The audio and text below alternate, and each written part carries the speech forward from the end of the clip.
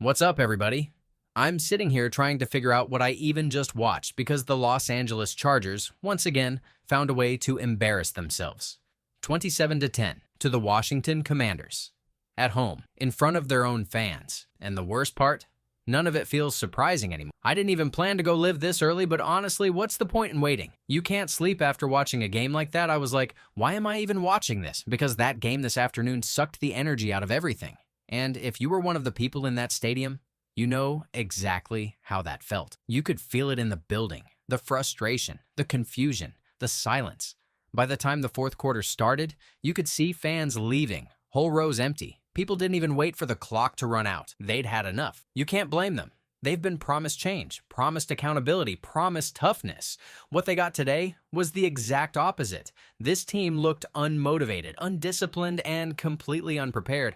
And look, I don't want to hear a single word about injuries. Every team has injuries. The 49ers have injuries. The Ravens have injuries. The Commanders came into this game with backups starting all over the place and still looked like they had a plan. You know why? Because they're coached. Because they're prepared. The Chargers looked like a team that thought showing up was enough. 24 penalties in 2 games. Nearly 200 yards given away. You can't compete in the NFL like that. You can't even fake it. You can't talk about discipline, can't talk about culture when you're handing the other team 2 free touchdowns worth of penalties in back-to-back weeks. And I can't believe I'm saying this, but it looks like we're watching Brandon Staley's Chargers again. New staff, same mistakes. You can almost copy and paste the film. The miscommunication, the poor tackling, the slow starts, the dumb penalties, the lifeless sideline. It's all the same. And I'm not saying Jim Harbaugh doesn't know what he's doing, but this isn't his identity. This isn't Michigan. This isn't the smash-mouth, physical, detail-obsessed football he built his reputation on. This is a mess. You watch this game, and the word that keeps coming to mind is unfocused. The Chargers look like a team without structure, without direction. The defense is confused. The offense is confused. Special teams are committing penalties that make you shake your head. That's not just bad luck. That's a team that's not locked in. Let's start with the defense. Jesse Minter's supposed to be one of the bright young coordinators, right? This defense was supposed to be fast, disciplined, aggressive. What we saw today was soft, predictable, and disorganized. The Commanders' offense had an offensive success rate of 57%. 57! That's not average. That's elite. Jayden Daniels was playing like a 10-year veteran, sitting in the pocket, going through reads, throwing with confidence. He didn't even need to scramble because there was no pressure. The Chargers couldn't generate anything, and the craziest part is there was no adjustment. None. No creativity, no aggression, no blitzing, no disguise. It was like the Chargers just decided to sit back in zone and hope the rookie made a mistake. Spoiler alert, he didn't. He took what the defense gave him and marched down the field over and over. And the tackling? Don't even get me started on the tackling. How is it possible for an NFL defense to miss this many tackles 2 weeks in a row? It's like they forget the fundamentals. Wrapping up, taking good angles, gang tackling, it's all out the window. Every third down, you could feel it coming. Either a missed tackle or a flag. Every single time. And speaking of flags, it's the same pattern. 3rd and long, the Chargers defense finally gets off the field. Oh wait, there's a flag. Defensive holding, illegal contact, roughing, something. It's clockwork at this point. The discipline isn't there. The accountability isn't there. And that's what's shocking because that's supposed to be Harbaugh's bread and butter. His teams are supposed to be tough, detailed, focused. Instead, we've got a group that looks mentally checked out. I don't want to hear that it's early. I don't want to hear give it time. Time isn't the issue. Focus is. Preparation is. You can't preach culture and then go out there and look like this. This team doesn't just lose. They hand games away. And if you want to talk about handouts, let's talk about the offensive line because, man, it's brutal. Trey Pipkins gets hurt. Mekhi Becton gets hurt. Omarion Hampton's in a walking boot. Every week, it's someone new, but the issue isn't just injuries. It's that there's no depth, no adaptability, no ability to compensate. When Hampton's on the field, there's life. There's rhythm. There's energy. But the second he went down today, it was like the entire offense deflated. The pocket collapsed, the play calling got conservative, and Justin Herbert had to start bailing the offense out again. The entire game changed the moment he limped off. That's not how a good team functions. One player shouldn't make the difference between functional and disaster. And now, looking ahead, we're supposed to face Miami next week. Good luck. With this offensive line, forget it. Bradley Chubb and Jalen Phillips are going to feast. You can't run an offense when your quarterback is getting hit 2 seconds after the snap. 2.16 seconds to pressure today. That's the stat. That's how long Herbert had before someone was in his face. That's not football. That's survival. He got sacked 5 times, and if that number doesn't sound bad enough, think about this. He's on pace to be sacked 58 times this season. 58. And this is Justin Herbert we're talking about. One of the best quarterbacks in football at avoiding sacks. You watch the offensive line on the sideline, and it's just blank stares. No fire, no conversation, no adjustment.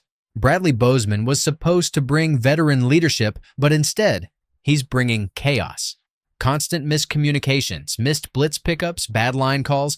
It's like he doesn't even see the stunts coming. And when your center's lost, the whole line's lost. Tight ends are forced to block edge rushers they have no business blocking. Running backs are trying to pick up blitzers twice their size. It's a mess. And don't think I've forgotten about special teams. Ryan Ficken's group was supposed to be one of the few bright spots. Consistent, well-coached, reliable. What happened? Penalties. Missed assignments. Awful decisions. They wiped out a touchdown today with a penalty. They re-kicked a kickoff that should have been fine and made it worse. It's every little detail slipping away. You can't call yourself a disciplined team when you're bad at every single detail. Now, everyone wants to talk about the quarterback, right? Because when a team loses, that's where the spotlight goes. But I'm telling you, Herbert is the least of this team's problems right now. The guy's out there trying to survive behind an offensive line that can't protect for 2 seconds, a receiving core that can't separate consistently, and a run game that disappears the second it faces a real defensive front. And still, somehow, he's out there trying to make plays. But even Herbert, for all his talent and composure, looked frustrated today. You could see it in his body language, the forced throws, the timing off, the miscommunication with the receivers. There was one play in particular that summed it all up. The busted 4th down bootleg where nobody seemed to know what the call was. 10 seconds left on the play clock. Tight end comes in late. Everyone's rushing to get set. And Herbert has to snap the ball just to beat the delay of game.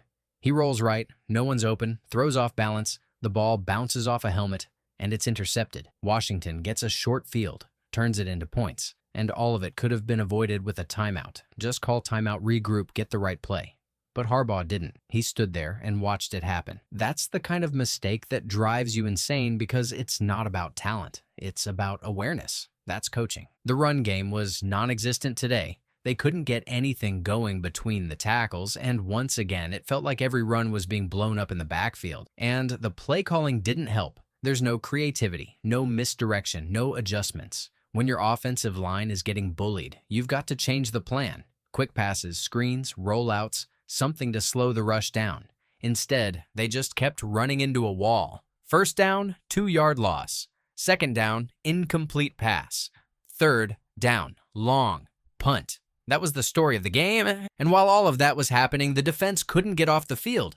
They were exhausted by halftime. You could see the missed tackles piling up, the linebackers getting dragged, the secondary playing softer and softer with each drive. When a defense starts to lose its energy that early, it's not just physical, it's mental. They know the offense isn't helping them. They know they're going to be back out there in 2 minutes. And that wears you down. And the second half was just the same movie all over again. The same mistakes, the same sluggish pace, the same lack of urgency. By that point, you could almost see it in their eyes. The players knew the outcome.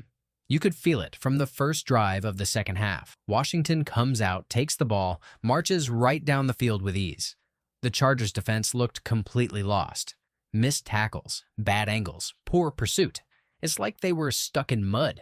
The defensive front couldn't win at the line of scrimmage, the linebackers couldn't fill, and the secondary couldn't cover. Every completion felt inevitable. You'd think after getting gashed in the first half, they'd come out with adjustments. But there were none. No blitz packages, no disguises, no creative looks.